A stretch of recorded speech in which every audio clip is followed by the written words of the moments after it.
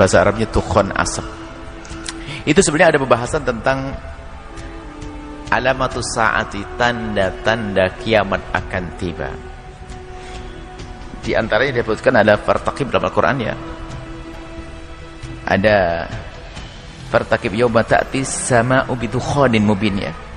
Ada satu ketika nanti akan datang suatu masa, nanti satu hari langit itu akan keluar asap.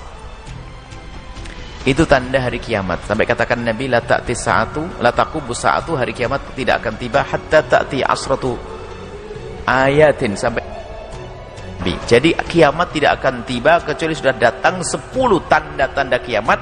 Di antaranya ada disebut Dajjal, kemudian disebut Ya'juj wa Ma'juj, disebut ada dukhon, asap. Kalau bicara tentang dukhon dan hari kiamat, ada kaidah dalam bicara hari kiamat. Hari kiamat akan tiba. Yang perlu dikuatkan adalah iman kita bahwasanya kiamat akan tiba dan ada. Dan setelah itu orang akan dibangkitkan di padang mahsyar dengan amalnya masing-masing. Itu yang harus kita bangun, keimanan. Adapun kapan datangnya, tidak perlu Anda menunggu-nunggu.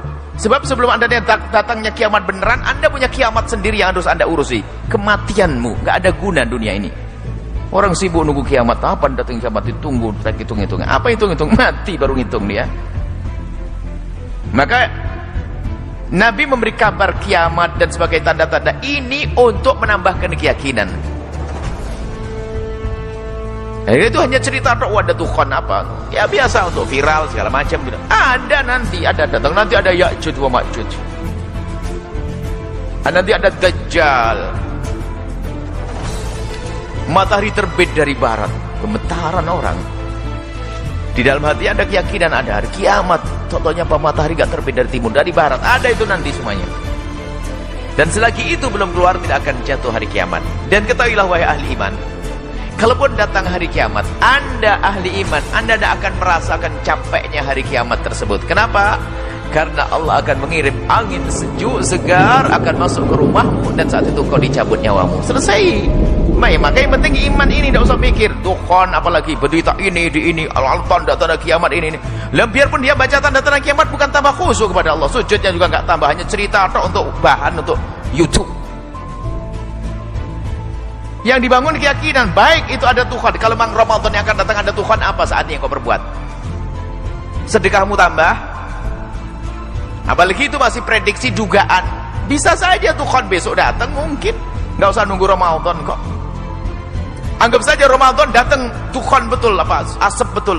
Apa yang kau berbuat setelah itu? Kau dermakan hartamu semuanya, sini buat pondok. Nah, yang ngomong toh. Kita perlu bangun keyakinan bahwasanya ada tanggung jawab akan hidup kita. Engkau dengan istrimu wahai suami, tanggung jawab. Engkau dengan istri suamimu wahai istri. Engkau dengan anakmu, engkau dengan saudaramu, engkau dengan tetanggamu, engkau dengan ayahmu. Itu harus kita pikirkan. Kalau masalah hari kiamat, kiamat akan tiba. Dan ahli iman akan aman dengan hari kiamat yang dahsyat seperti itu. Kalau imanmu ada di dalam hatimu, kau tidak akan menemukan dahsyatnya itu semuanya. Karena akan angin sejuk yang Allah kirim kemudian mati setelah itu. Nah, yang kita pikirkan adalah kiamat sugro. Kalau kiamat kubro pasti datang. Disebutkan dalam Al-Quran banyak. Dengan nama-nama yang, nama hari kiamat itu banyak banget. Itu menunjukkan begitu dahsyat yang ada. Al-Qari'ah. Itu Al-Qari'ah. Al-Qari'ah itu Al-Qari'ah. Wa ma adraka, itu Al-Qari'ah. Sampai dari idza zulzilatil ardu zilzalaha wa akhrajatil ardu. Semuanya itu akan ditemui keadaan-keadaan itu di akhir kehidupan. Tapi kapan? Jangan nunggu kapannya. Sekarang kita persiapkan. Coba. Kalau dijawab besok, ngapain kau? Kau tunggu tahun depan. Sekarang berbuat. Anggap saja betul kiamat datang tahun depan. Tapi kalau kita mati nanti malam, apa? Ini yang harus kita persiapkan. Lebih penting adalah punya keimanan yang kuat. Kita siap kalau kiamat kubra itu datang pada kita sewaktu-waktu kematian.